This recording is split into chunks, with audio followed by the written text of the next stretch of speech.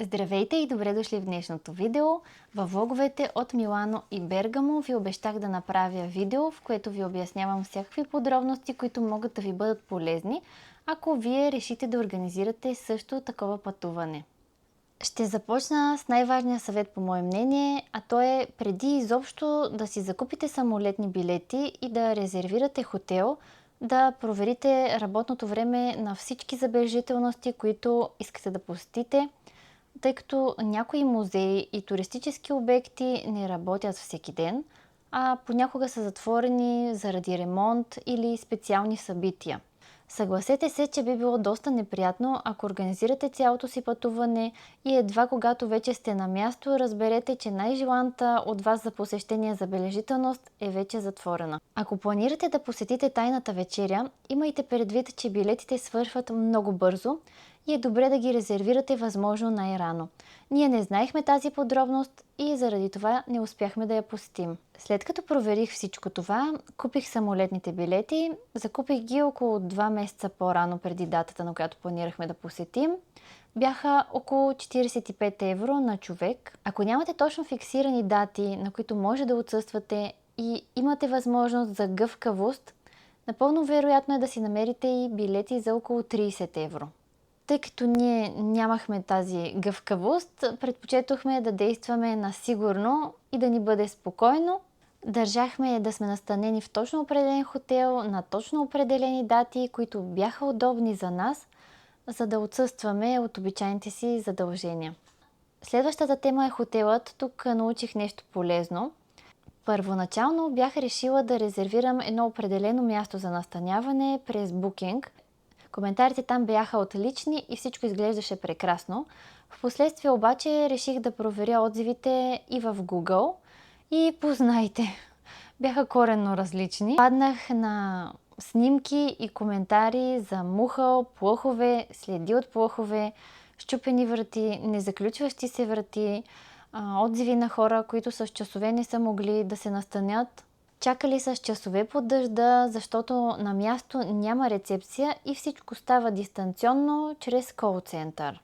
След това проверих отзивите за още няколко подобни места и ми направи впечатление, че отзивите са сходни. Имаше оплаквания за мухъл и трудно настаняване. Получавате линк, качвате снимки на личните си документи, попълвате данните сами и чак тогава получавате достъп до стаята. Може би за някои хора това не представлява проблем, но ако пристигнете изморени, с тежък багаж и същевременно вали, съгласете се, че последното нещо, което ви се иска, е да чакате някой да ви отговори по телефона или по мейл и той да не го прави с часове. Затова моят съвет е да не разчитате само на отзивите в една платформа, а винаги да проверявате в поне 2 независими платформи. И още един полезен съвет: преди да резервирате хотел през Booking или друга платформа, винаги сравнявайте цената с тази на официалния сайт на хотела. Понякога цените не са еднакви.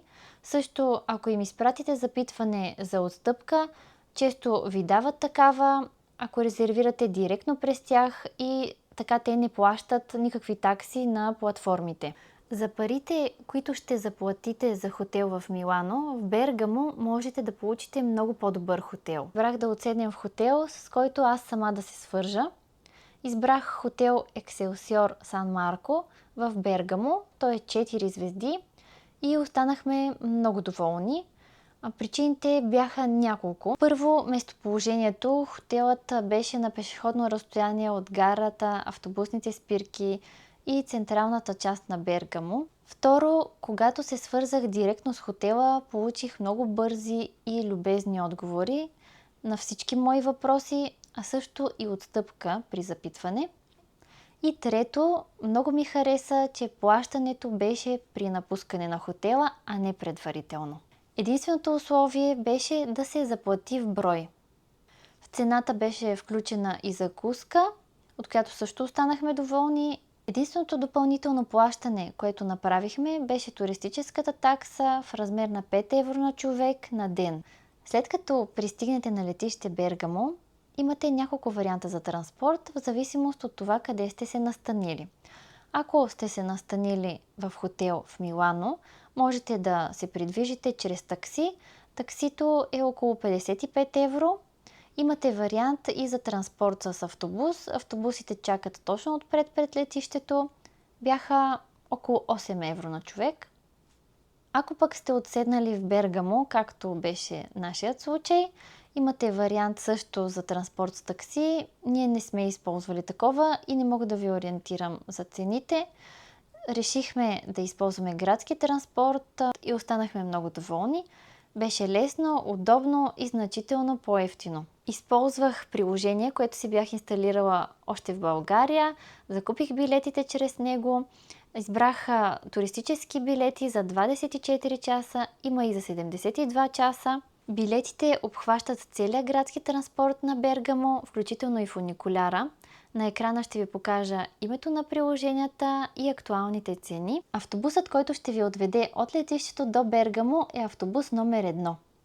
Също, ако поради една или друга причина не желаете да използвате приложения, има вариант и да си закупите билети на място от автоматите на спирката. Там има любезни служители, които ви помагат, ако имате нужда от помощ. Ако сте си резервирали хотел в Милано, но въпреки това искате да разгледате и Бергамо, има вариант да се придвижите от летището до Бергамо, както споменах, с такси или градски транспорт. Има доста места, които предлагат срещу заплащане да може да си оставите багажа на сигурно място. Също в цената се включва и застраховка на вашият багаж. Ще оставя на екранът едно примерно такова приложение. Има и доста други. Чрез приложението може да видите кои са адресите на местата, на които можете спокойно да си оставите багажа. След като се настанихме в хотела и се освежихме, се отправихме към ЖП гарата. Тръгнахме пеша, тъй като тя е на около 10 минути пешеходно разстояние от хотела, за да си закупим билети и да отпътуваме към Милано. Тук идва и следващият ми съвет. Задължително си обуйте удобни обувки, неусетно ще извървите много километри пеша. Аз лично не бих тръгнала с нови или неудобни обувки. По пътя към гарата обаче се оказа, че сме доста гладни и се отбихме в първото заведение, което ни попадна за спагети, пица, голяма минерална вода и кафе, плюс бакшиш. Оставихме около 45 евро. Ще ви препоръчам едно приложение, което може да ви спести пари, казва се The Fork. През него можете да резервирате ресторанти с отстъпки, които понякога достигат до минус 30%, така че определено смятам, че си заслужава да го погледнете. След това стигнахме на гарата, отправихме се към автоматите, за да си купим билети, но се оказа, че има опашка, тъй като времето ни беше много малко в Италия. Бързахме и решихме да си купим билети от едно магазинче, в което се продават цигари. В Италия в тези магазинчета може да си закупите билети за градския транспорт и за влаковете. За двупосочни билети от Бергамо до Милано и обратно за двама души заплатихме 24 евро и 40 цента. Пътуването продължи около 45 минути и съвсем неусетно пристигнахме в Милано. Ако до момента видеото ви е полезно и интересно, ще се радвам да дадете лайк, а също и да се абонирате за канала ми, защото така ме подкрепяте и стимулирате да създавам още нови видеа за вас. След като пристигнахме на централната гара в Милано, влязохме в метрото, там плащахме директно с карта, еднократен билет струва 2 евро и 20 цента и само след около 4 минути се озовахме пред Миланската катедрала. На живо тя е изключително впечатляваща. За съжаление, ние нямахме време да я разгледаме отвътре, но ако вие имате такова, задължително си купете билет предварително. Най-изгодно е да си закупувате билети през официалните сайтове на забележителностите. Обикновено там цените са най-ниски. Да, има много сайтове, които също предлагат билети, но те са прекупвачи. Поради тази причина те продават билетите по-скъпо. Предимството е, че понякога при определени условия те предлагат опция за възстановяване на сумата за билета. Това е една от причините цената да е по-висока, така че сами преценете кое е по-важно за вас – по-ниската цена или по-голямата гъвкавост. Ако планирате да посетите повече музеи по време на престоя си, проверете дали туристическата карта за Милано няма да ви излезе по-изгодно. В зависимост от програмата ви може да спестите доста пари. Също внимавайте, защото около забележителностите в метрото и на гарите има доста джебчии. Бъдете бдителни и дръжте под око личните си вещи. Още един съвет, който при нас се оказа много полезен, е да носите външна батерия. Ако снимате много, правите клипове, използвате навигация и социалните мрежи, батерията на телефона пада изненадващо бързо. Още нещо, което ви препоръчвам, е преди пътуването да си изтеглите офлайн карти на Милано и Бергамо. Така, ако останете без интернет или сигнал по една или друга причина, отново ще можете спокойно да се ориентирате. Още нещо, което бих ви посъветвала, е да носите малко пари в брой. Почти навсякъде може да се заплаща с карта, но за дребни покупки или малки магазинчета понякога кешът е по-удобен. Също някои хотели предпочитат, за да ви дадат отстъпка, плащането да е в кеш, както беше и в нашия случай. Обърнете внимание дали това е описано в офертата, която ви изпращат по мейл. Ако пътувате през пролетта или есента, сложете една лека връхна дреха в багажа си. През деня температурите могат да бъдат доста приятни, но вечер става осезаемо по-хладно. Ако искате да се насладите спокойно на най-популярните забележителности и да направите хубави снимки без огромни тълпи от хора, станете малко по-рано, ако имате такава възможност, и започнете разглеждането от сутринта. Разликата е огромна не само за снимките, но и за цялото преживяване. И още един съвет, който определено не е за подценяване.